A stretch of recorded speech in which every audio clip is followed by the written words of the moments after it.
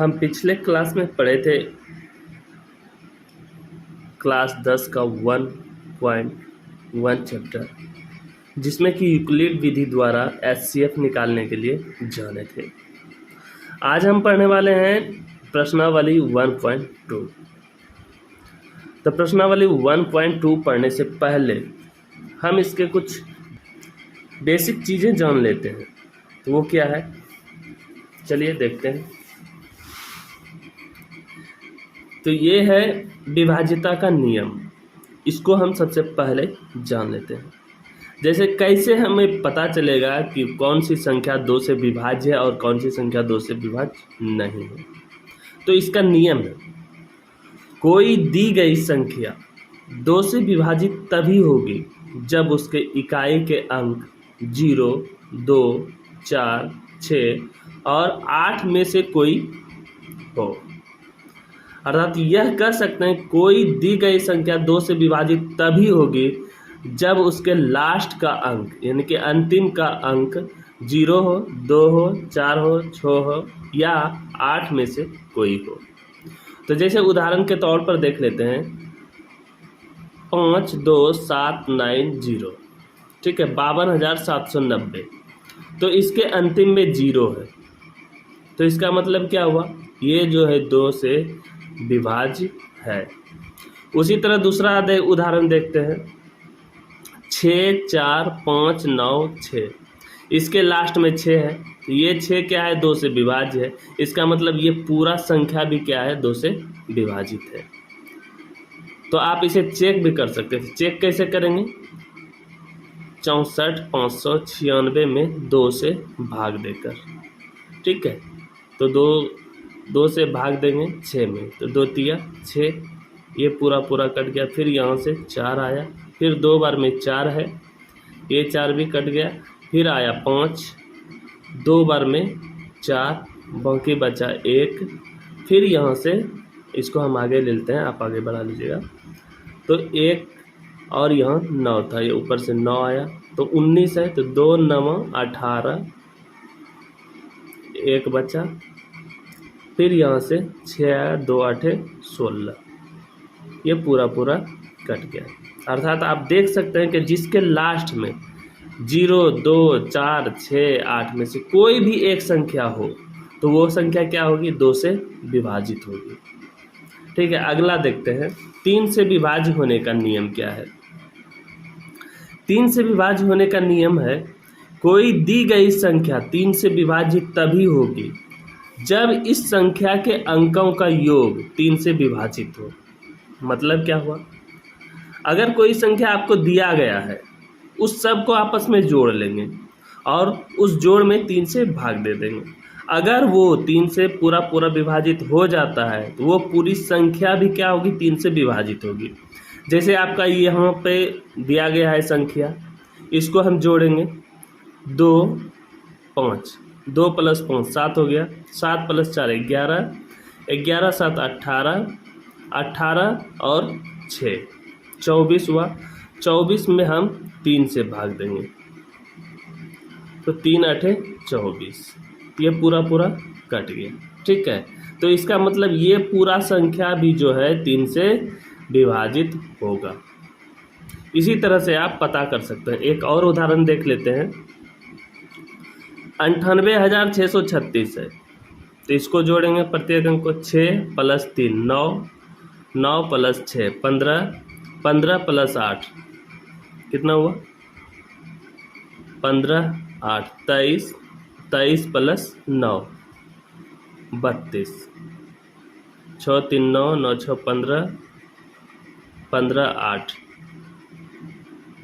23, 23 9 32, 32 में हम 3 से भाग देंगे, एक बार में 3 आया, 2, लेकिन इसका क्या हुआ, शेष बच गया। इसका मतलब ये क्या है, 3 से विभाजित नहीं है, ये संख्या 3 से विभाजित नहीं है। तो ये था नियम 3 से विभाज्य होने का।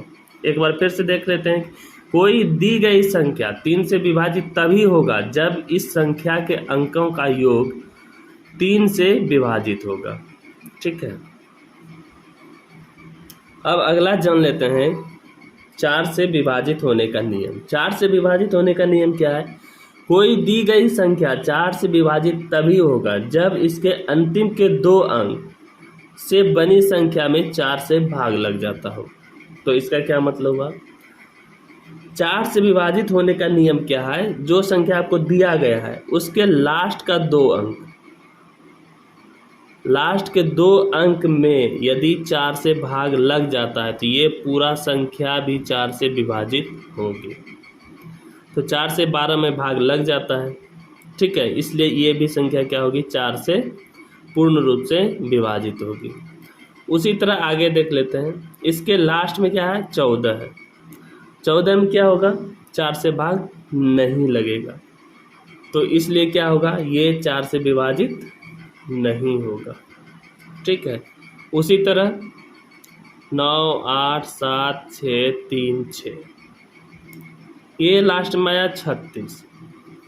36 क्या है? 4 से भाग लगेगा या नहीं लगेगा? आप देख सकते हैं पहाड़ा मतलब 4 का पहाड़ा पढ़कर 4 9 36, 9 बार में ही 36 पूरा कट जाता है। इसका मतलब ये संख्या भी क्या होगा? 4 से विभाज्य होगा। तो इस तरह से आप पता कर सकते हैं बिना भाग दिए हुए कि कौन सी संख्या 4 से विभाज्य है और कौन सी संख्या नहीं है। अब एक और लास्ट देख लेते हैं, 5 से विभाजित होने का नियम। कि कोई दी गई संख्या 5 से विभाजित तभी होगी जब इसके अंतिम का अंक या तो 0 होगा या तो 5 होगा। 0 अथवा 5 में से कोई एक संख्या रहे तो वो संख्या क्या होगी? 5 से विभाजित होगी। जैसे 9, 8, 7, 6, 9, 0 है, इसके लास्ट में 0 है तो ये संख्या क्या होगी? 5 से विभाज्य होगी।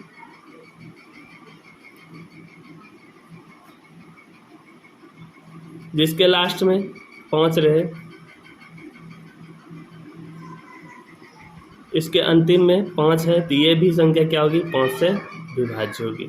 तो आप इस तरह से बिना भाग दिए ही कितनी भी बड़ी संख्या क्यों हो तो उसको आप पता कर सकते हैं कि कौन सी संख्या 5 से विभाजित है और कौन सी संख्या 5 से विभाजित नहीं है।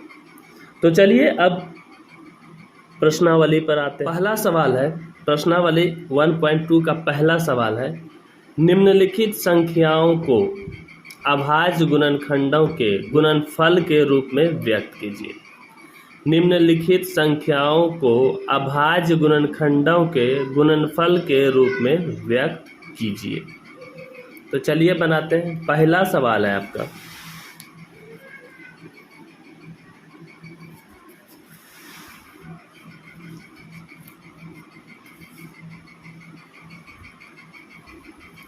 एक 140।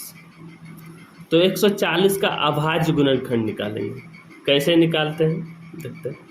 सबसे पहले हम 140 लिख देंगे। जैसे आप एलसीएम निकालते थे या लघुत्तम निकालते थे उसी तरह से आपको निकाल लेना है। और याद रखिएगा कि हमेशा जितनी छोटी से छोटी संख्या से आप इसका एलसीएम निकाल सकते हैं। सबसे पहले हम 2 से देंगे, तो 2 से भाग देंगे तो क्या होगा? 70 बार में पूरा कटेगा।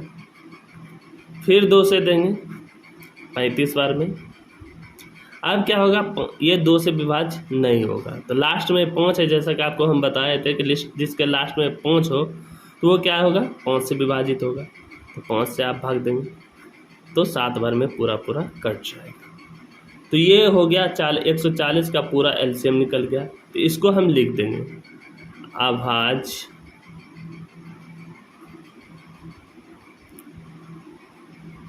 गुणनखंड बराबर क्या आया?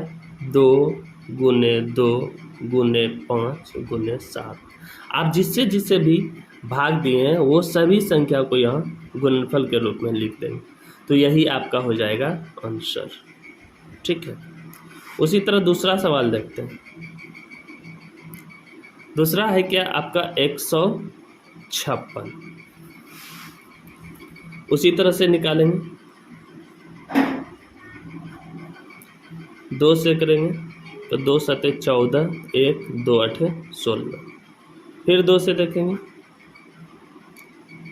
2 तिया 6 बचा 1, 18, 2 9 18। अब 39 आया, तो 39 किससे भाग लगेगा, 39 में किससे भाग लगेगा, इसको देख लेते हैं। 9 3 12 है, ठीक है, तो 3 से 12 में भाग लगता है, इसका मतलब इसमें भी 3 से भाग लगेगा। तो कितना बार में, 13 बार में, ठीक है। तो ये मेरा बनके कंप्लीट हो गया। इसका भी आंसर उसी प्रकार से लिखेंगे, अभाज्य गुणनखंड बराबर, क्या लिखेंगे आप, 2 है तो 2, फिर 2 है तो गुने 2, फिर 3 है गुने 3, फिर 13 है तो गुना 13। ये हो गया आपका आंसर। थर्ड नंबर देख लेते हैं, क्या है, 3 8 2 5। इसको भी उसी तरह से निकालेंगे, 3 8 2 5। लास्ट में 5 है तो 5 से भाग देंगे, 5 7 35, 5 6 30, 5 25। फिर 5 से देंगे, एक बार में 5, 5 25, 5 तिया 15। अब 153 में किससे भाग लेगा, अब देखिए जोड़ के, 5 3 8 1 9 होता है, 9 होता है तो इसका मतलब 3 से इसमें भाग लग जाएगा, इसलिए इसमें 3 से भाग देंगे। 3 5 15 और एक बार में 3, 5 1 6 आता है, फिर भी इसमें भी 3 से लगेगा तो 17। तो ये हो गया। इसका आंसर क्या हो जाएगा, अभाज्य गुणनखंड बराबर 5 गुने 5 गुने 3 गुने 3 और गुने 17। ये हो गया आपका आंसर। चौथा नंबर देख लेते हैं, क्या है आपका सवाल, 5005, ठीक है। इसको देखेंगे किससे भाग लगेगा, उसी तरह आप निकाल लेंगे जैसे आप बचपन में एलसीएम निकालते थे, उसी तरह निकालना है आपको बिल्कुल। 5 से भाग देंगे क्योंकि इसके लास्ट में 5 था, तो 5 में भाग देंगे 5 से तो 1 होगा, 0 है तो 0 0 हो जाएगा, फिर 5 से 5 में भाग देंगे तो 1 हो जाएगा, ठीक है। अब फिर इसमें भाग देना है, अब इसमें 7 से भाग देंगे तो कितना हो जाएगा आपका, 143 बार में ये पूरा पूरा कट जाएगा। फिर इसमें हम 11 से भाग देंगे तो एक बार में 11 हुआ, 3 बचा, 11 तिया 33, ठीक है। 11 से 143 13 बार में पूरा पूरा कट जाएगा। तो इसका आंसर क्या हो जाएगा, इसका आंसर होगा, लिख सकते हैं इस तरह से, अभाज्य गुणनखंड बराबर 5 गुने 7 गुने 11 गुने 13। ये आपका हो गया आंसर। एक और बचा है 5वां नंबर, ये है 7429। उसी तरह से निकालेंगे, 7429 का जोड़ के देखिए किससे भाग लेगा, 9 2 11 4 15, 15 7 22, 22 में 3 से भाग नहीं लगता है, इसलिए इसमें क्या होगा, 3 से भाग नहीं लगेगा। इसमें भाग लगेगा आपका 17 से, 17 से भाग देंगे तो क्या होगा, 437 बार में पूरा पूरा भाग लग जाएगा, ठीक है। फिर अब इसमें 19 से भाग देंगे, 19 से जब भाग देंगे तो क्या होगा, यहाँ 43 है, 2 अंक लेंगे तो 19 को 2 बार पड़ेगा, 38 होगा, 38 से इसमें भाग लगेगा तो क्या होगा, 2 बार में भाग लगेगा तो शेष बचेगा फिर कितना, 5, 5 के ऊपर 7 आएगा, 57, 19 तिया 57, मतलब 19 से 23 बार में 437 कट जाएगा। अब किसी से 23 में भाग नहीं लगेगा तो इसका क्या आंसर हो जाएगा, इसको लिखेंगे, अभाज्य गुणनखंड अभाज्य गुणनखंड बराबर 17 गुना 19 गुने 23। ये आपका इसका आंसर हो जाएगा। तो इस तरह से आपका 1.2 का 1 नंबर सवाल पूरा हो गया। अब दूसरा नंबर देखते हैं। ठीक है, तो दूसरा नंबर क्या है? दूसरा नंबर है पूर्णांकों के निम्नलिखित युग्मों के HCF और LCM ज्ञात कीजिए तथा इसकी जांच कीजिए कि दो संख्याओं का गुणनफल बराबर HCF गुना LCM है। दो संख्या दिया हुआ है, सबसे पहले इसका हम क्या करेंगे, HCF और LCM निकाल लेंगे। कैसे निकालेंगे चलिए देखते हैं। पहला सवाल है 26 और 91। तो 26 का अभाज्य गुणनखंड निकाल लेंगे। 26 का क्या होगा, 2 गुने 13 होगा। और फिर 91 अर्थात 91 का क्या होगा, 7 गुने 13, यानी कि 13 को 7 से गुना कीजिएगा तो 91 होगा। तो अब हमको HCF निकालना है। क्या निकालना है, HCF। तो दोनों में जो संख्या मिल रहा हो, दोनों के गुणनखंड में जो संख्या कॉमन अर्थात दोनों में उपस्थित हो, तो वो संख्या क्या हो जाएगा, HCF हो जाएगा। तो 26 और 91 का HCF क्या हो गया, 13 हो गया। अब इसका LCM निकालेंगे, LCM। तो LCM निकालने के लिए क्या करते हैं, जो मिल रहा हो तो उसको तो लिखेंगे ही, बाकी जो नहीं मिला हो उस सब को लिख देंगे। तो 13 गुने 2 गुने 7 हो जाएगा। तो इसको क्या करेंगे, गुना कर लेंगे। 7 दूनी 14, 14 तिया 42, फिर 14 4 18, 182 हो गया LCM आपका। ठीक है, तो अब जांच कर लेंगे कि दोनों संख्या का गुणनफल और LCM HCF का गुणनफल है या नहीं है। आप आगे लिखिएगा, हम यहाँ लिखते हैं। तो दो संख्याओं का गुणनफल बराबर HCF इंटू मतलब गुना LCM। चेक कर लेते हैं। दो संख्या क्या क्या है, 26 है और 91 है। इस दोनों को गुना करेंगे और HCF कितना है, 13 है और LCM कितना है, 182। गुना करके देख लेते हैं क्या होता है। 13 गुना 182 कीजिएगा, 13 दूनी 26, 13 8 चलो उधर से मतलब 104, 104 बाकी बचा था 2, 106 हो गया, बाकी बचा 10। 13 को एक बार पढ़ेंगे तो 13, 13 10 23, 2366। और 26 गुने 91 भी आप कीजिएगा तो 2366 होगा। अर्थात क्या हुआ, दोनों तरफ बराबर हो गया। दो संख्याओं का गुणनफल 26 गुना 91 बराबर 2366 और HCF इंटू LCM इसका भी गुणनफल 2366, मतलब ये मेरा सही है। ठीक है, उसी तरह से दूसरा सवाल देखते हैं। दूसरा है आपका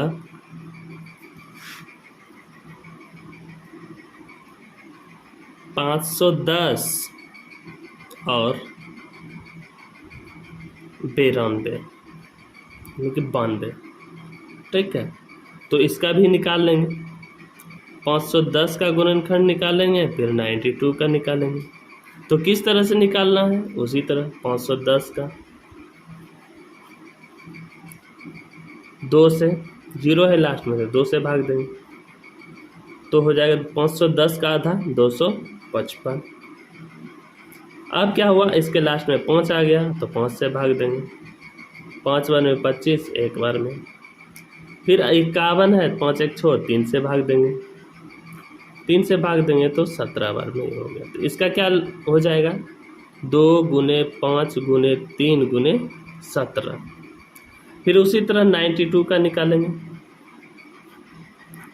2 से देंगे, 2 चौके 8, 2 छक्के 12, फिर 2 से 23 बार में। ठीक है, तो इसको क्या लिख लेंगे, 2 गुने 23। अब क्या करेंगे, HCF निकालना है हमको और LCM निकालना है। तो हम जैसे आपको बताए थे, दोनों के गुणनखंड में जो आपस में मैच कर रहा है, अर्थात जो दोनों में कॉमन हो, वो मेरा HCF होगा। दोनों में क्या मिल रहा है, 2 और 2 मिल रहा है, बाकी कोई भी नहीं मिल रहा, तो इसका HCF क्या हो जाएगा, 2। LCM निकालना हो तो जो मिलेगा वो तो लिखना ही है, और बाकी जो शेष बचा सबको मिलाकर लिख देना है। शेष क्या बचा, 5 बचा, इसमें से 3 बचा और 17 बचा, और फिर इसमें से 2 बचा और इसमें से 23 बचा। इस सब को हम क्या करेंगे, गुना करके लिख देंगे। गुना करके लिखने के बाद जो होगा वही मेरा क्या होगा, LCM होगा। तो इसको गुना करने के बाद क्या होगा, 2 3 4 6 0। आप इस तरह से गुना करते हैं, 5 दूनी 10, 10 या 30, 30 गुना 17, 510, 510 गुना 2, 1020, 1020 गुना 23, मतलब 23,460। ये आपका LCM होगा। अब जांच कर लेते हैं। जांच करने क्या कहा है, 2 संख्या का गुणनफल, 2 संख्या का गुणनफल बराबर HCF गुना LCM है या नहीं। तो 2 संख्या मेरा क्या क्या है, 510 है और 92 है, तो 510 गुना 92 हो गया, और HCF आपका 2 निकला और LCM आपका 23,460 निकला। तो गुने करके लिख देंगे, 2 गुना 0 करेंगे 0, 2 छक्की 12, 1, 2 चौके 8, 1 9, और 2 तिया 6 और 2 दूनी 4, 46,920। तो आप इधर भी गुना करेंगे तो उतना ही होगा। ये मेरा आपका दूसरा भी कंप्लीट हो गया, और यहाँ दोनों तरफ बराबर है, इसका मतलब ये मेरा सही है। उसी तरह थर्ड नंबर देख लेंगे। थर्ड नंबर क्या है, 336 और 54। उसी तरह निकालते हैं, 336 2 से भाग देंगे, एक बार में 2, 13, 2 छक्की 12, 16 हुआ, 2 8 16, फिर 2 से भाग देंगे, 2 8 16, 2 चौके 8, फिर 2 से देंगे, 2 चौके 8, 2 दूनी 4, फिर 2 से देंगे तो 21 बार में, फिर 21 में किससे भाग लगेगा, 3 से लगेगा, 7 बार में। तो इसका ये हुआ, तो इसको हम लिख लेंगे, 336 का अभाज्य गुणनखंड क्या हुआ, 2 गुने 2 गुने 2 गुने 2 गुने 3 गुने 7, ये हो गया 336 का। अब बचा आपका 54 का भी निकाल लेते हैं, 2 से, 2 दूनी 4, 2 सते 14, अब 3 से भाग देंगे 9 बार में, फिर 3 से देंगे 3 बार, तो इसका क्या हो जाएगा, 54 का आपका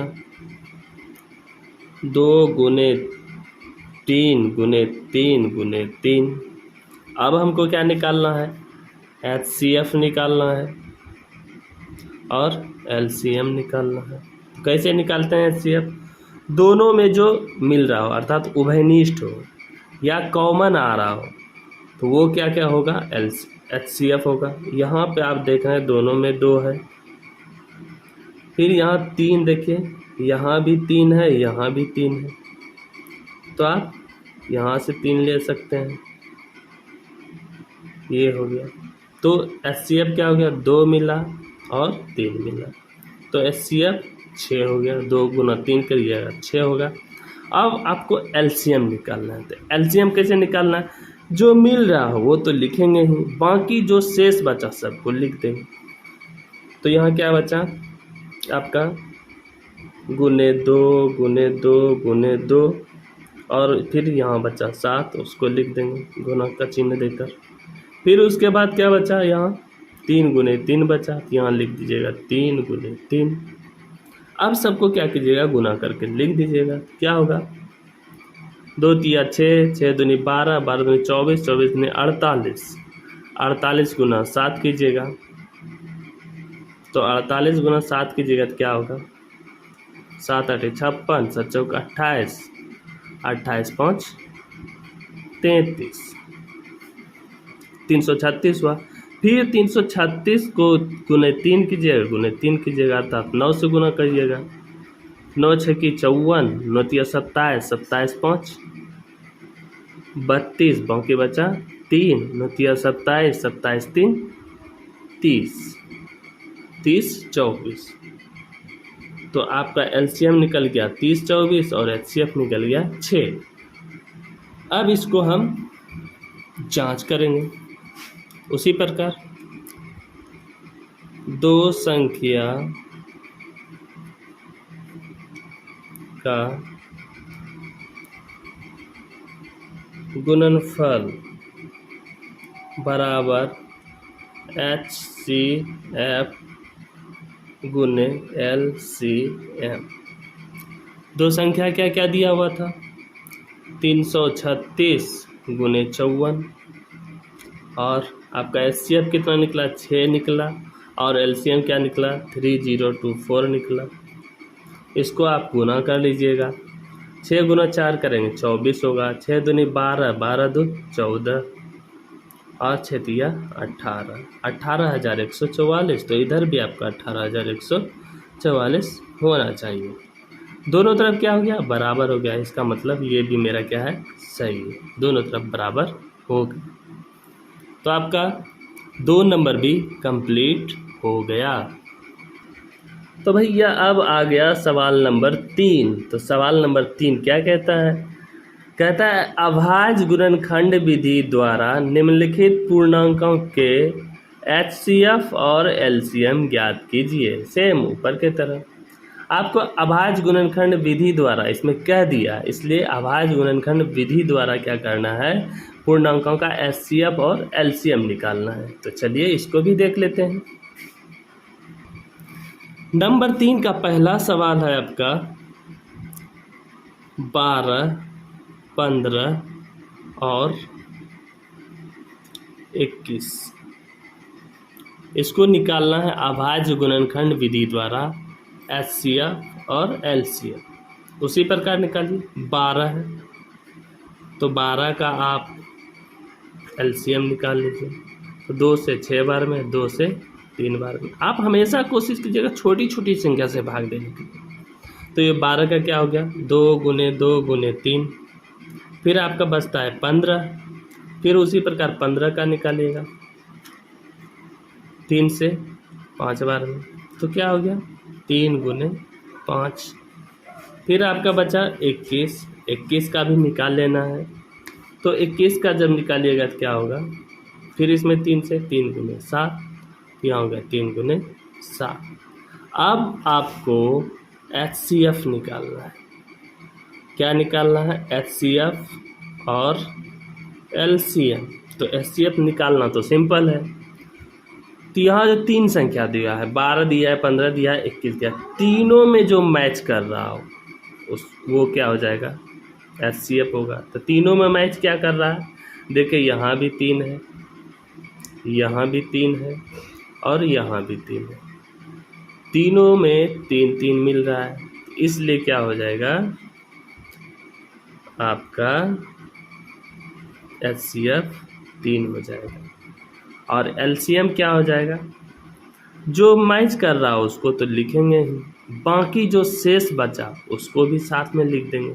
3 ऊपर वाले में क्या बचा 2 गुने 2 बचा, फिर 5 बचा गुने 5 लिख देंगे, फिर 7 बचा तो गुने 7 लिख देंगे। इसको गुना कीजिएगा क्या होगा 3 दूनी 6, 6 दूनी 12, 12 पंचे 60, 60 गुना 7 कीजिएगा तो 420 होगा।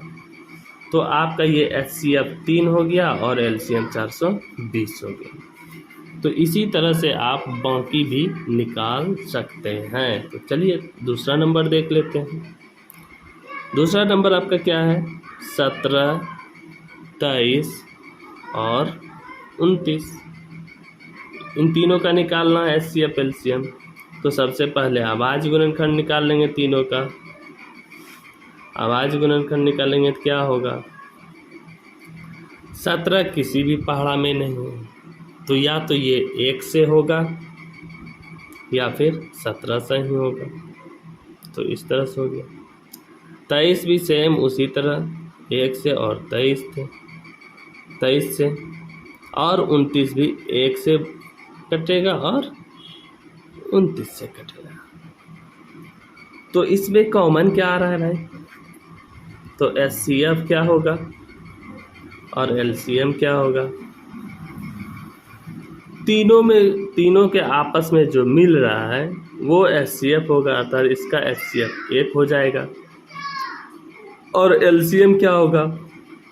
जो मिल रहा है उसको तो लिखेंगे ही, बाकी जो शेष बचा उसको भी गुणे करके लिख देंगे। क्या होगा? 17 गुने 23 गुना 29। इस सब को गुना करके लिख दीजिए, जो होता है वो आपका आंसर होगा। तो इसको गुना करने के बाद क्या होगा? 1139। आप गुना करके देख सकते हैं। ये आपका हो गया आंसर और ये हो गया आपका आंसर। ठीक है, अब अगला देख लेते हैं। अगला क्या है? अगला है आपका थर्ड नंबर 8, 9 और 25। 8, 9 और 25 का अभाज्य गुणनखंड निकालना है। तो 8 है सबसे पहले, फिर 9 है, फिर 25 है। तो सबसे पहले 8 का निकालेंगे। क्या होगा? 2 से 4 बार में, फिर 2 से 2 बार में। क्या हो जाएगा? 2 गुने 2 गुने 2। फिर 9 का निकालना है उसी तरह, 3 से 3 बार में, ये हो जाएगा। फिर 25 का निकालना है तो 5 बार में, तो इसका हो जाएगा 5 गुने 5। ठीक है, ये हो गया आपका अभाज्य गुणनखंड। सबका निकाल लिए, 8 का भी, 9 का भी और 25 का भी। इसमें क्या देख रहे हैं? तीनों में से कोई भी संख्या नहीं मैच कर रहा है, मतलब तीनों के गुणनखंड में एक भी संख्या मैच नहीं कर रहा है। जब ऐसी स्थिति में जब कोई मैच नहीं कर रहा हो तो उसका HCF आँख बंद करके आप 1 लिख दीजिए। तो 8, 9 और 25 का HCF क्या हो जाएगा? 1 हो जाएगा। और LCM क्या हो जाएगा आपका? सबको लिख दीजिए। 2 गुने 2 गुने 2 गुना 3 गुना 3 और गुने 5 गुने 5। इस सबको गुना करने के बाद जो होगा वो आपका क्या हो जाएगा? LCM हो जाएगा। ठीक है, तो गुना कर लीजिए। 2 दूनी 4 दूनी 8 दिया 24 दिया 72। 72 गुने 5। ठीक है, 72 गुने 5 कीजिएगा, कितना होगा? 5 दूनी 10, 7 5 35, 1 36, 360। 360 गुने 5 कीजिएगा, कितना हो जाएगा आपका? 5 गुने 0 तो 0, 5 6 के 30, 5 दिया 15, 3 18। तो ये हो गया आपका 1800। तो आपका ये हो गया आंसर और एक यह हो गया आंसर। और तो ये आपका प्रश्नावली 1.3 का भी 3 नंबर क्या हो गया? खत्म हो गया। अब आपका है सवाल नंबर 4। सवाल नंबर 4 क्या कहता है? देखिए, कह रहा है HCF 306 और 657 का 9 दिया है। LCM 306 और 657 का निकालना है। तो कैसे निकालें? तो चलिए देख लेते हैं। तो सवाल है आपका HCF 306 और 657 का 9 दिया है। LCM क्या करना है आपको? 306 और 657 का निकालना है। ठीक है, तो इस जब आपको दो संख्या दिया हो और एचसीएफ भी दिया हो और उसका एलसीएम ज्ञात करना हो तो उसका सिंपल एक फंडा है। तो उस फंडा को क्या करना है, आपको याद रखना है। तो क्या है, देखिए इसमें क्या है, दो संख्या दिया हुआ, यहाँ सीधा लिखना है दो संख्या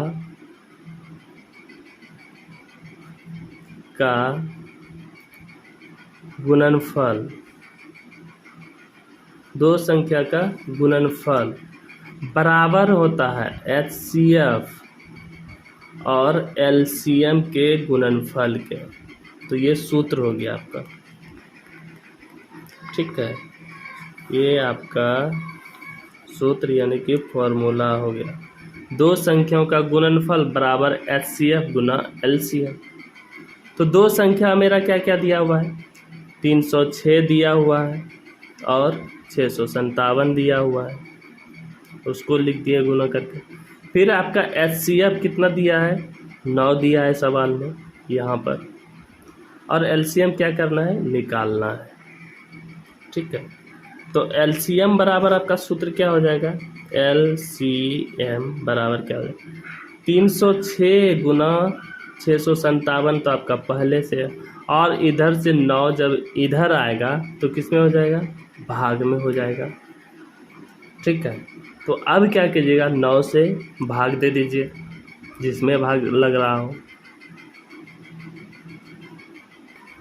तो 9 से 657 में भाग दीजिएगा, ये 9 से जो है 73 बार में कट जाएगा। 9 सत्ते 63, शेष बचा 2 और 7, 27, 9 तिया के 27। अब जो है आपको सिर्फ 306 गुना 73 करके लिख देना है। जो गुना करके आएगा वही क्या होगा, आंसर होगा। चलिए गुना करके भी देख लेते हैं। जब आप इसको गुना कीजिएगा 306 गुना 73 तो आपका हो जाएगा 22,338। तो गुना करके देख लेते हैं। तो छोटिया 18, 3 गुना 0 0, बाकी 1 था तो 1 इसको यहाँ आ गया। फिर 3 तिया 9, 7 42, 7 गुना 0 0, 4 जुड़ गया, 0 में 4 जुड़ा 4, 7 21, फिर जोड़ेंगे 8 2 1 3 9 4 13, 1 1 2 और 2, 22,338, 22,338 हो गया। ये आपका हो गया आंसर। तो आपका ये सवाल नंबर 4 भी ख़त्म हो गया। अब देखते हैं सवाल नंबर 5 को। अब सवाल है आपका 5 नंबर। तो सवाल 5 क्या कहता है, जांच कीजिए कि क्या किसी प्राकृत संख्या n के लिए संख्या 6 पर पावर n अंक 0 पर समाप्त हो सकती है। जांच कीजिए कि क्या किसी प्राकृत संख्या n के लिए संख्या 6 पर पावर n अंक 0 पर समाप्त हो सकती है। तो आपको 6 पर पावर n के जगह कुछ भी हो सकता है। जैसे 6 पर पावर n दिया है तो यहाँ 6 पर पावर n के जगह 12 पर पावर n भी हो सकता है, 10 पर पावर n भी हो सकता है, कुछ भी हो सकता है। ऐसा सवाल आपको आ सकता है।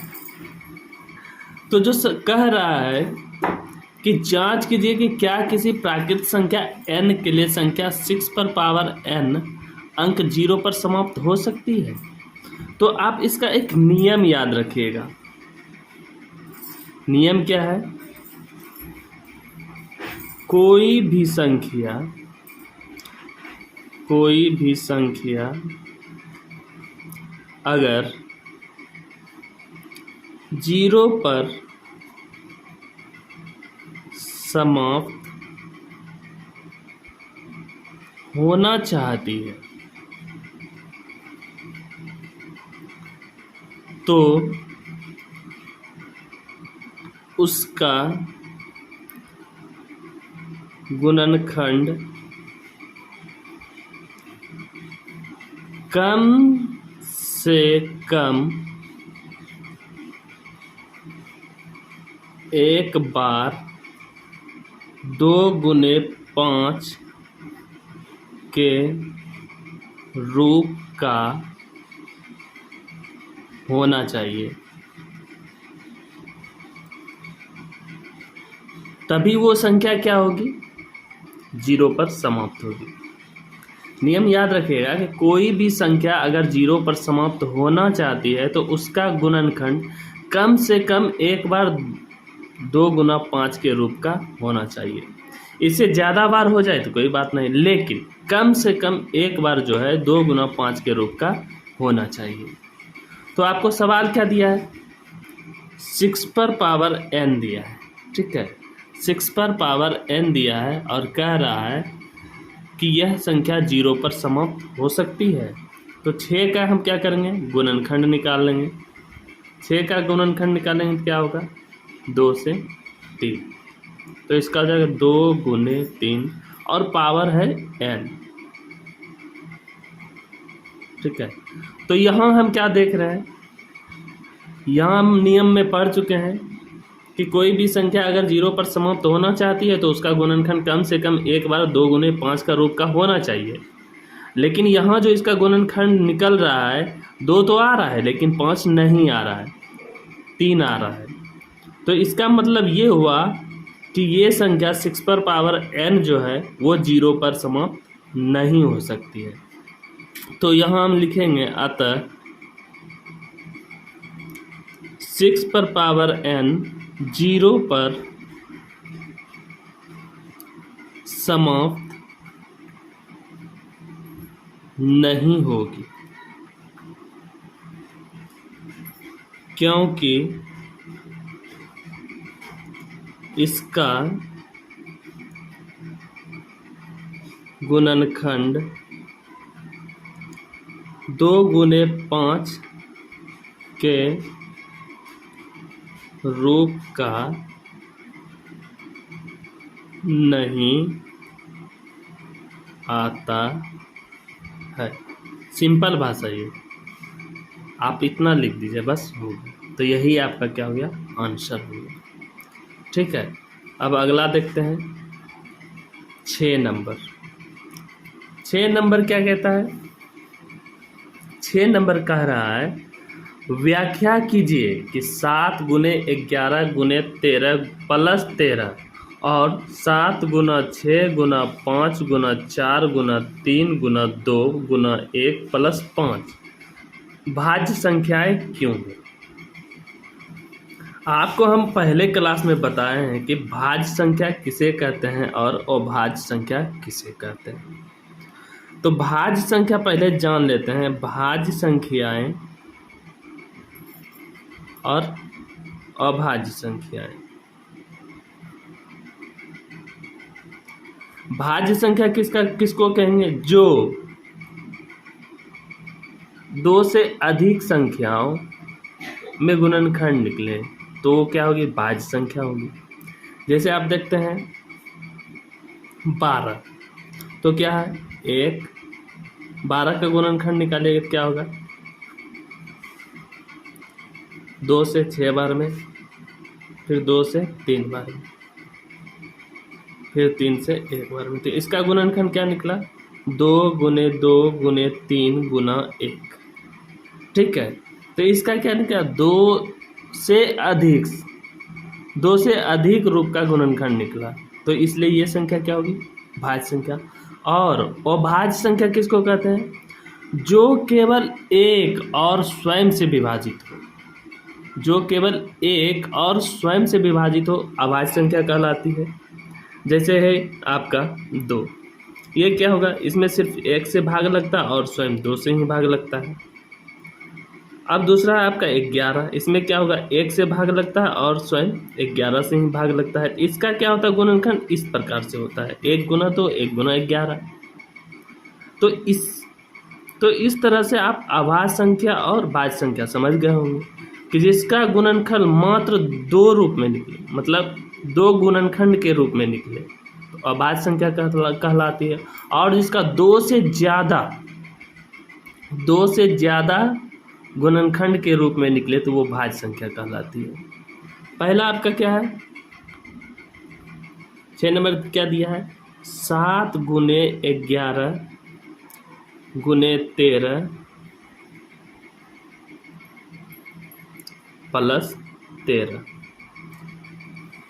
और दूसरा क्या है आपका 7 गुने 6 गुने 5 गुने 4 गुने 3 गुना 2 गुना 1 प्लस 5। तो सिंपल फंडा क्या है आप इसमें देखिए दोनों में क्या मिल रहा है, दोनों में 13 मिल रहा है, तो 13 उभयनिष्ठ है तो 13 को कॉमन ले लेंगे। क्या बचा यहाँ 7 बचा गुना 11 बचा और 13 तो 13 बाहर ही हो गया। और यहाँ से क्या हुआ प्लस है तो प्लस लिखेंगे, 13 में 13 बाहर निकल गया तो क्या बचा 1।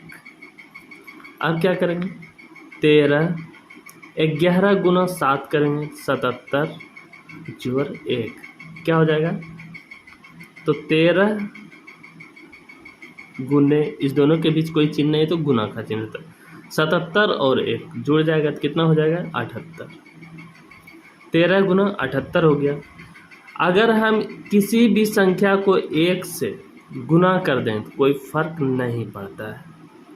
तो इस तरह से आप देख रहे हैं कि इसका जो गुणनखंड निकला 2 से अधिक गुणनखंड के रूप में निकला, इसलिए ये संख्या क्या होगी भाज्य संख्या होगी।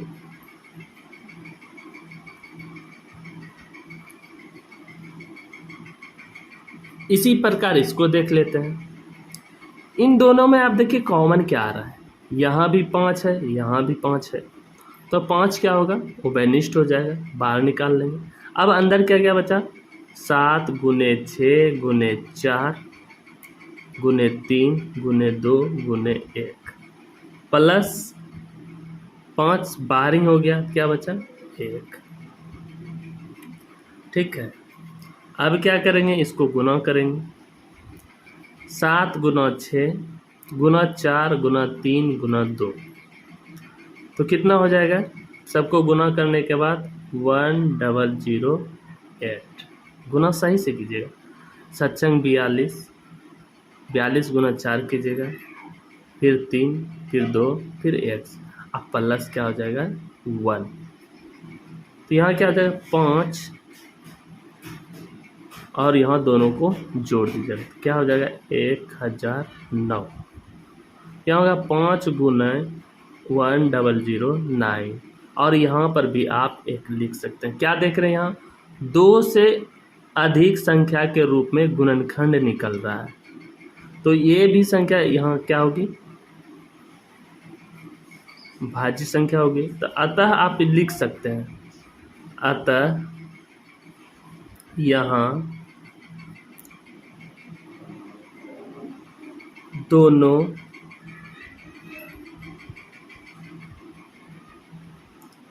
संख्या में 2 से अधिक गुणनखंड के रूप में आ रहा है, इसलिए ये संख्याएं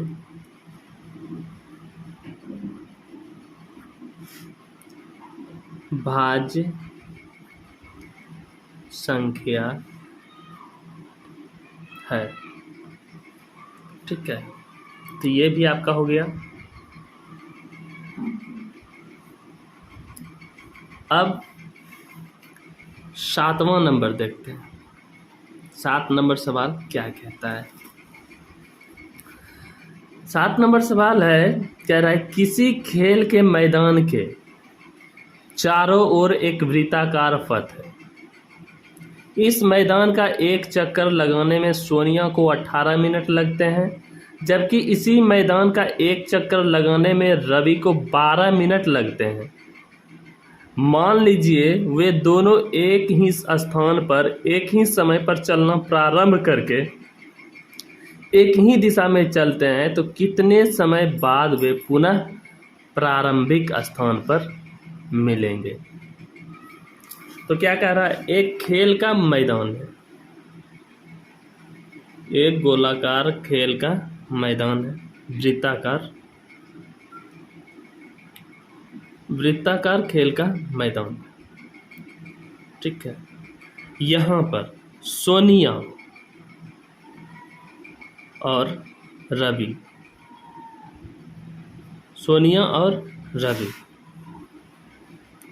कह रहे दोनों ही एक ही मैदान पर चक्कर लगा रहे हैं।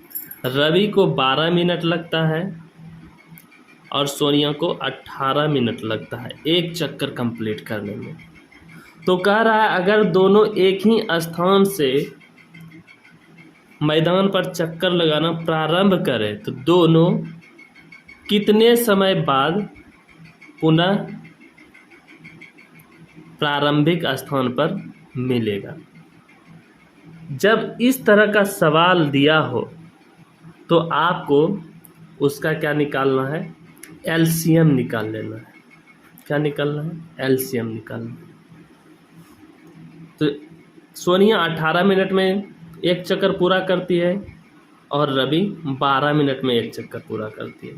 तो इसका एलसीएम निकालेंगे, 2 से 2 9 18, 2 6 12, फिर 3 से 3 3 9, 3 2 6, तो ये हो गया। अब किसी से नहीं लगेगा तो क्या हो जाएगा इसका, 2 गुने 3 गुने 3 गुना 2, गुना करेंगे इसको, 2 तिया 6, 6 तिया 18, 18 दूनी 36, 2 तिया 6, 6 तिया 18, 18 दूनी 36। अर्थात ये क्या हुआ, 36 मिनट बाद दोनों फिर से प्रारंभिक स्थान पर मिलेंगे। ये आपका आंसर हो गया। तो ये आपका 1.2 चैप्टर जो है ख़त्म हो गया। अगर वीडियो पसंद आए तो लाइक ज़रूर करें और सब्सक्राइब भी कर लें।